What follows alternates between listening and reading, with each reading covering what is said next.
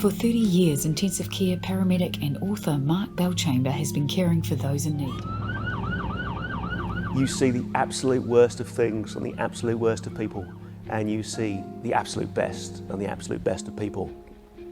And there's a spectrum in between, but sometimes you're consistently surprised by how awful something can be, but you're also consistently surprised by how miraculous, I think, some things can be. We usually go into utes or fast response vehicles, and we will respond to all the more serious jobs. We will go with extended skills to crews that need backup. We will go with extended equipment to certain scenes. We have things like ballistic vests, stab vests, and extra equipment that can help at a scene that isn't normally carried on an ambulance. Southcom, Tango 5. People call us in their usually hour of darkest need, and if I can be some light in that, I guess that's good to me, and I want to do that. The Londoner cut his teeth in one of Europe's busiest environments and has a number of interesting and tragic tales to tell. I'll vividly remember a lady in London who she called us because she was due to give birth and she was having birthing pains, and so we thought, okay. She was walking out of the front flat with her bags and she kept walking to the ambulance, and then she suddenly stopped. And in the middle of a very busy part of London, at about 8 o'clock at night, she pulled her pants down, and I thought, okay, bizarre, but let's work with it. And there was a flash, and I thought, oh no, the waters have broken. And then there was a cry, and I thought, that's the baby. And we had to very quickly bundle up this little thing that thankfully had been caught inside this lady's pants and drag her back inside and sort everything out. And that was all, it was all a bit kind of middle of North London High Street, blood everywhere, and a baby dangling from a cord, and it was all, oh my word. I've actually got two stories that stick, one really good and one really bad. The really bad one was in the UK. We turned up to a family who were somewhere unconscious. Sadly, there was a 3-year-old child, and she was not breathing and she didn't have a pulse. And I worked long and hard to save that little girl, and it didn't work. And for a long time, I blamed myself for that, and I struggled with it. So my PTSD came up on me. It came up very gradually. I didn't realise it was happening, but I was changing. My family were noticing a change. My friends were noticing a change. I was not admitting to anything.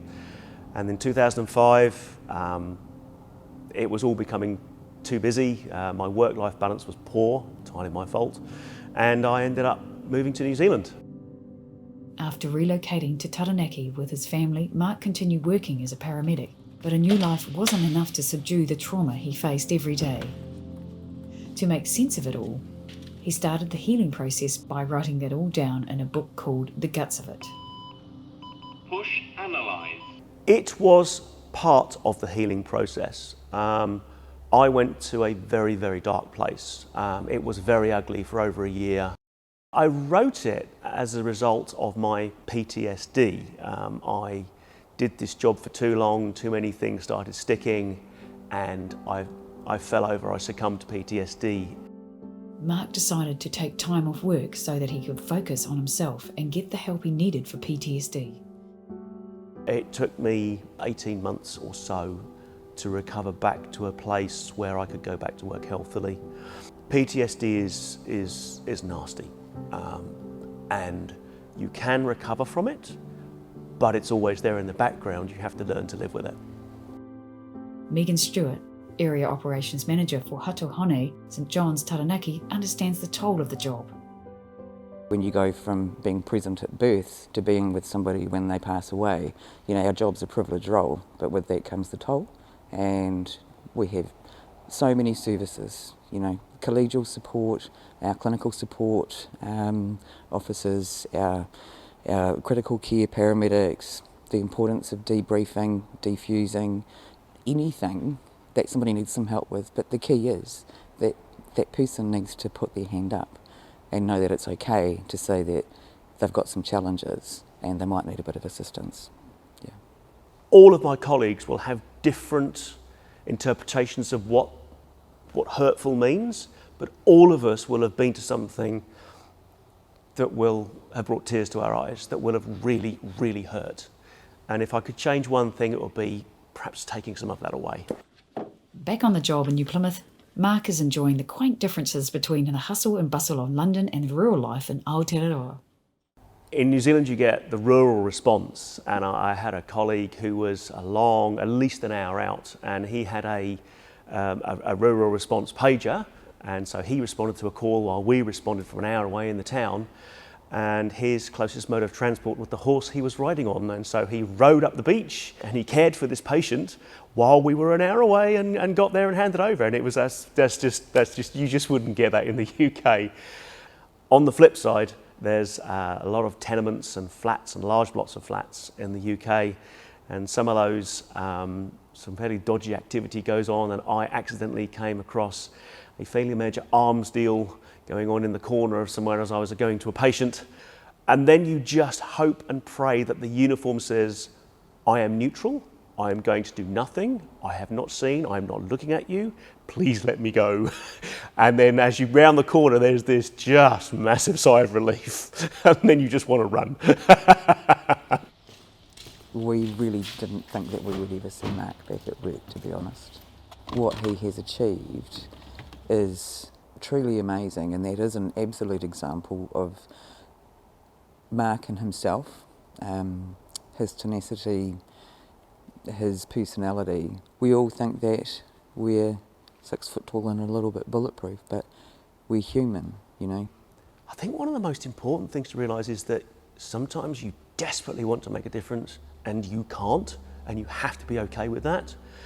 You also have to say life happens, and life is incredibly unfair to some people, and whilst that's not really okay in the grand scheme of things, that's just life, and you have to say, I can't change that. Because of his experiences, Mark is applying coping strategies he hopes others can use too. I think accepting that I'm not God, essentially, and that I am just a human being doing the best I can.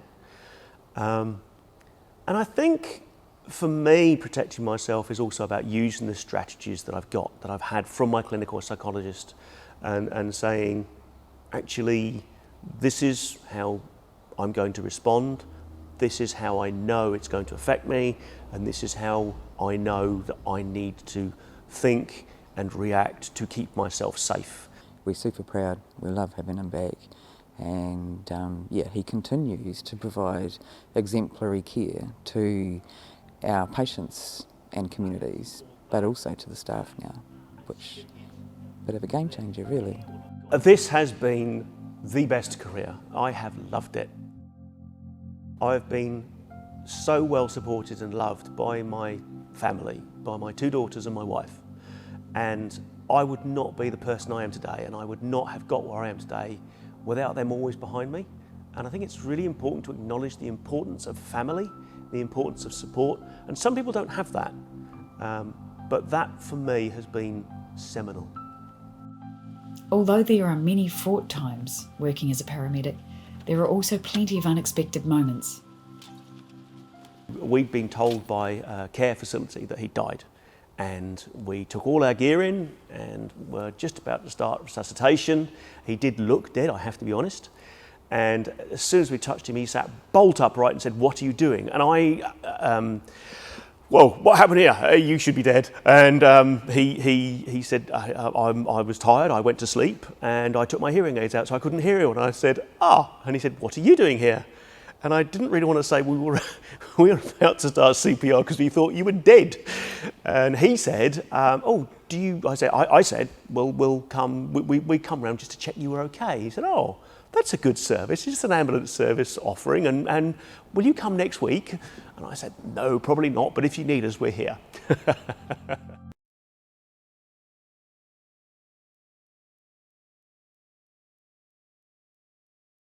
Lisa Bird, Local Focus.